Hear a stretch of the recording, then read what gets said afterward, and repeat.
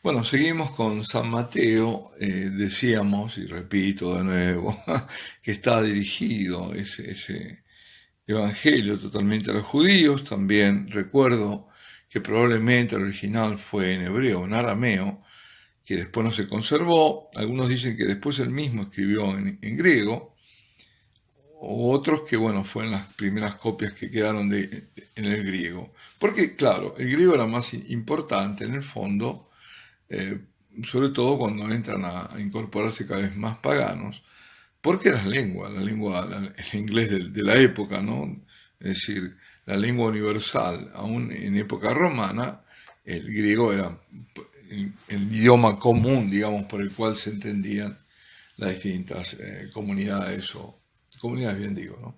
Bueno, y estos, pese a que eran judíos, se abren a los paganos, ¿eh? Porque no olvidemos que en Antioquía, donde presumiblemente se escribió este evangelio, fue centro de propagación de la primera iglesia, la mayoría empezaron a ser paganos. Los judíos aceptaron, sí, y fueron los primeros, pero en bloque la gran mayoría no. Y entonces también habla de la misión hacia los paganos. Por ejemplo, en el segundo capítulo, los magos que vienen de Oriente, del paganismo, probablemente eran magos de la religión de Zoroastro, persas, que vienen a adorar a Jesús. Vienen a adorar a Jesús. Eh, Ahí, bueno, no, la tradición hizo que fueran tres, que fueran reyes, pero son magos que vienen a adorar a Jesús.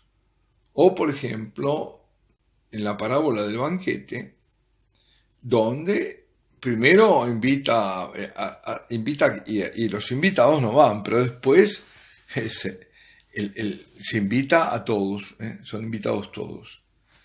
También llama la atención que los casos más admirables de fe, si él mismo dice, yo no he encontrado esta fe en Israel, es por ejemplo la fe de la cananea, ¿eh? O la fe del centurión. ¿Os recordáis? La cananea, el capítulo 15, lo voy a leer. Dice, después que Jesús salió de allí, se retiró a la región de Tiro y Sidón, la zona ya pagana. En esto una mujer cananea, venida de aquellos contornos, se puso a gritar, Señor, hijo de David, apiádate de mí. Mi hija está poseída cruelmente por el demonio. Pero él no le respondió palabra. Entonces se le acercaron sus discípulos para rogarle, atiéndela y que se vaya, porque viene gritando detrás de nosotros.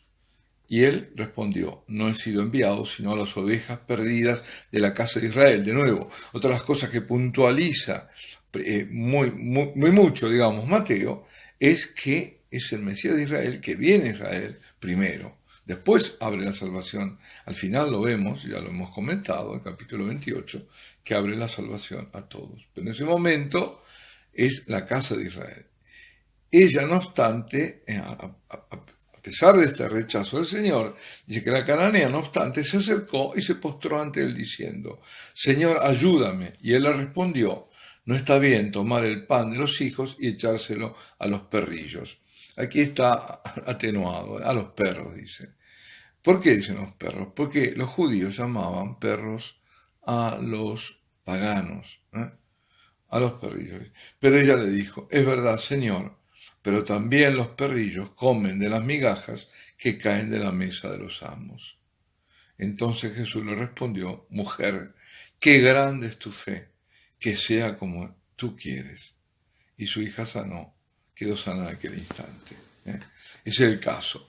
El otro fue el del centurión, cuando el Señor está entanando en Cafarnaún, esto es en el capítulo 8, y que lo estaba siguiendo una gran multitud, y se le acerca un centurión y le ruega, Señor, mi criado yace paralítico en casa con dolores muy fuertes. Jesús le dice que va a ir, lo va a curar. Atención, que está yendo a una casa de un pagano. Pero el centurión le responde, Señor, no soy digno de que entres en mi casa, pero basta que lo digas de palabra y mi criado quedará sano. Esto se parece mucho a lo que se dice, y aquí el Cordero de Dios que quita el pecado del mundo. Dichosos los invitados a la cena del Señor. Señor, no soy digno de que entres en mi casa, son las palabras del centurión.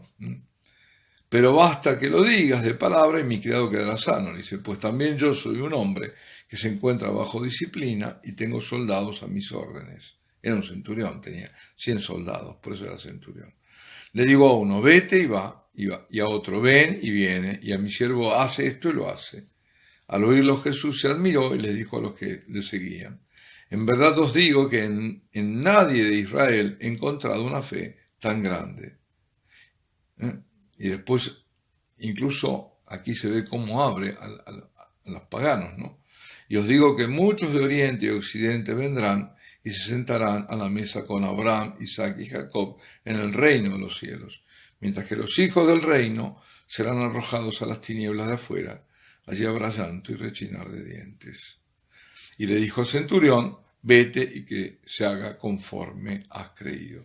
Y en aquel momento quedó sano el criado. Así que vemos que si bien está dirigido a los judíos, está este evangelio abierto a los paganos. Un poco también como diciéndole a los judíos, cuidado, que no nos creamos nosotros que por ser judíos vamos a ser salvados o estamos asegurados de nuestra salvación. Si no aceptamos al Mesías, contrario a lo que se viene diciendo ahora, dicho sea de paso, con este ecumenismo, ¿no? Parece que ahora los judíos no deberían, lo que siempre la Iglesia intentó y quiso, como primera cosa, que los judíos se convirtieran, que reconocieran, porque a ellos le vino, y recibimos como dice San Pablo, ¿no? Soy judío, dice, y hijo de judíos, y fariseo, y todo, y tengo detrás toda la herencia, los patriarcas y todo, ¿eh? Entonces tienen todo, tienen absolutamente todo, pues ¿qué faltan? Reconocer a Jesús para ser salvados. Entonces ahí está el tema. No decir, no necesitan.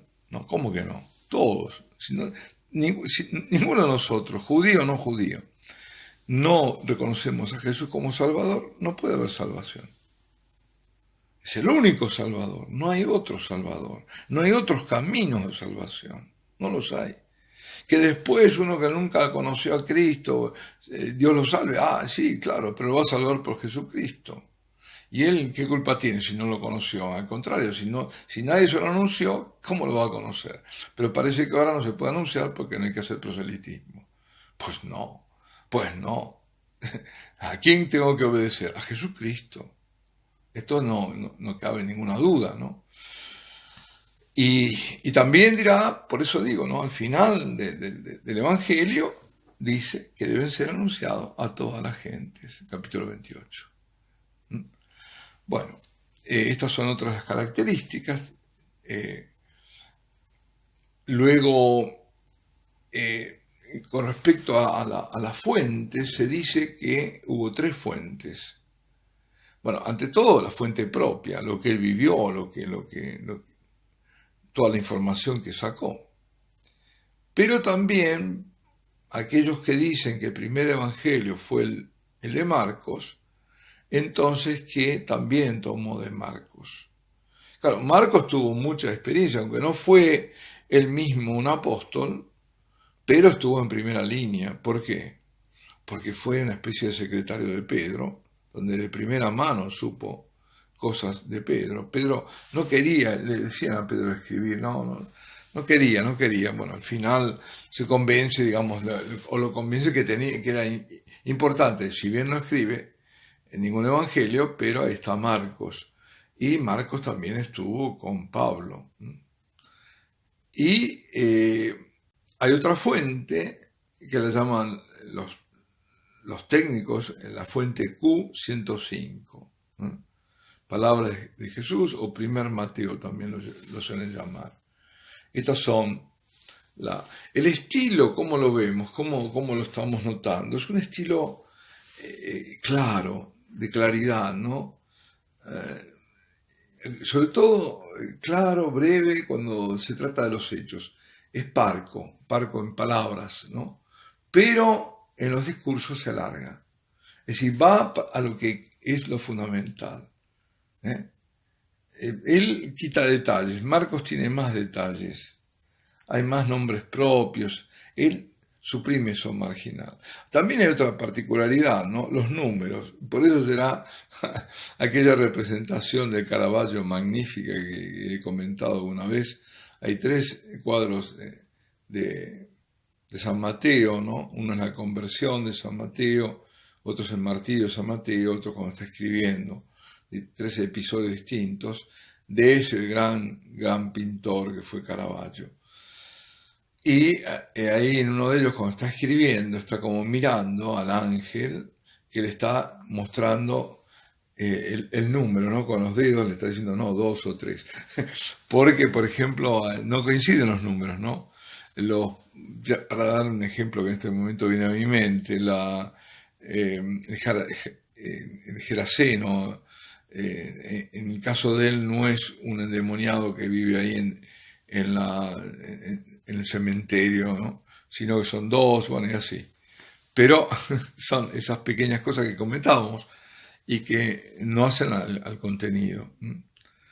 Así que lo más original, como hemos dicho, de San Mateo son los discursos.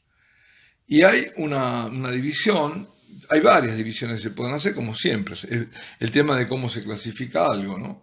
Una forma de clasificarlo sobre una estructura de tipo geográfica, donde fueron ocurriendo las distintas cosas. Entonces, hay primero una introducción, que es el Evangelio de la Infancia, que son los capítulos 1 y 2. Después está el comienzo de la vida pública, en los 3 y 4. Viene el ministerio en Galilea, que es donde está el Sermón de la Montaña, en el capítulo 5, se extiende al capítulo 15. Después viene el ministerio fuera de Galilea, por eso estoy diciendo geográfico, que va del 15 al 18. Después viene el ministerio en Jerusalén, del 19 al 23, y después viene lo que se llama el discurso escatológico, el Apocalipsis, es sobre el final de los tiempos, que es capítulos 24 y 25. Después viene la pasión y la resurrección, ¿no? Y el envío. Son los últimos capítulos 26 al 28. Tiene solo 28, tiene 28 capítulos, ¿no? Hay otras estructuras posibles, pero bueno, con que retengamos esta me parece muy oportuno porque los tenemos, además de la introducción, ¿no? Es decir, en el corazón, si dejamos los extremos, en un extremo está la estructura, digamos, el Evangelio de la Infancia, que uno lo tiene en distintos lugares, porque en el fondo, ¿dónde está? Está en Belén, está en Galilea, luego está en Egipto, ¿no? La vida de Egipto es típica de ahí, de San Mateo. Después viene la vida pública, en 3 y 4, y empieza la parte, digamos, así geográfica, la tenemos en Galilea, fuera de Galilea, en Jerusalén, y después viene el discurso escatológico en la pasión, la muerte, la resurrección, el envío. Bien, aquí nos detenemos. Alabado sea Jesucristo.